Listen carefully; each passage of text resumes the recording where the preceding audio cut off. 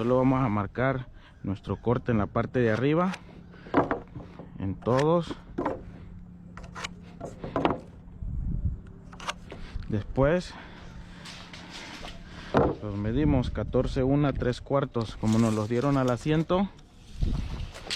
Hacemos esto, 14 1 3 cuartos.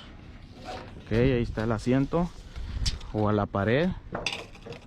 12 6 media, 12 6 media. Y ya solo nuestro pad lo ponemos aquí, mire, como fue a la pared o al asiento. Vamos a marcar de esta manera y marcamos nuestro resto o la cola. Ok, ahí está. Así es como se usa para unos jack rafter.